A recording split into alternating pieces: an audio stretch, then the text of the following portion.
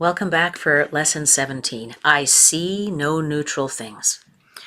This idea is another step in the direction of identifying cause and effect as it really operates in the world. You see no neutral things because you have no neutral thoughts. It is always the thought that comes first, despite the temptation to believe that it is the other way around. This is not the way the world thinks, but you must learn that it is the way you think. If it were not so, perception would have no cause and would itself be the cause of reality. In view of its highly variable nature, this is hardly likely. I have taken a break between these sentences because they are very dense. It is always the thought that comes first, despite the temptation to believe it is the other way around. This is not the way the world thinks, but you must learn that it is the way you think. If it were not so, perception would have no cause. So thoughts create perception. In applying today's idea, say to yourself, with eyes open, I see no neutral things because I have no neutral thoughts. Then look about you, resting your glance on each thing you note long enough to say, I do not see a neutral, whatever, a blank, because my thoughts about blank are not neutral. For example, you might say, I do not see a neutral wall because my thoughts about walls are not neutral. I do not see a neutral body because my thoughts about bodies are not neutral. As usual, it is essential to make no distinctions between what you believe to be animate or inanimate, pleasant or unpleasant. Regardless of what you may believe, you do not see anything that is really alive or really joyous. That is because you are unaware as yet of any thought that is really true and therefore really happy. 3 or 4 practice periods are recommended, and no less than 3 are required for maximum benefit, even if you experience resistance. However, if you do, the length of the practice period may be reduced to less than a minute or so. That is otherwise recommended. Lesson 17. I see no neutral things.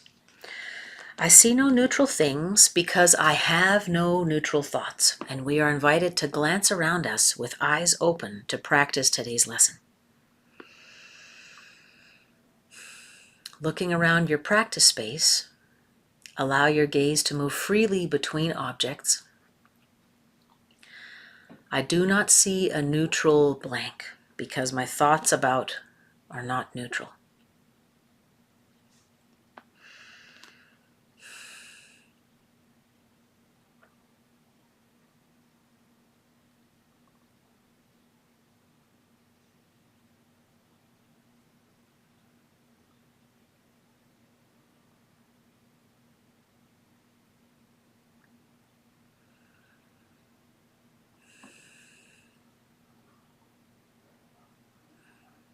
Noticing the rise and fall of the torso as we sit with today's lesson.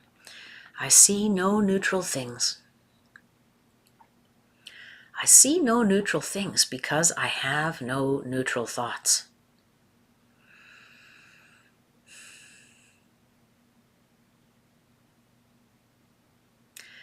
Everything I see is creating peace or war, or I interpret the meaning it makes as creating peace or war.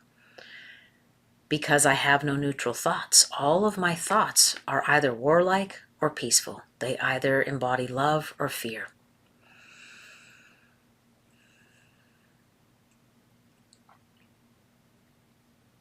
And looking at inanimate objects in our environment, we may wonder how this idea applies. But for example, I see laundry all over my room. And so I feel about this some upset that I couldn't get enough done. So there is a judgment that I am unworthy, that I'm unsafe because I don't have enough time to finish everything. So those are the fearful and warlike thoughts that I see in my environment.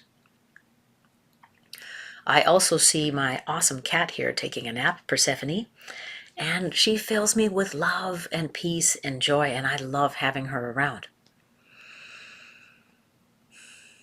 but she is not the source of my safety. My being loved in the world does not depend on this cat being here. However, I can really enjoy her company and be so grateful for her company.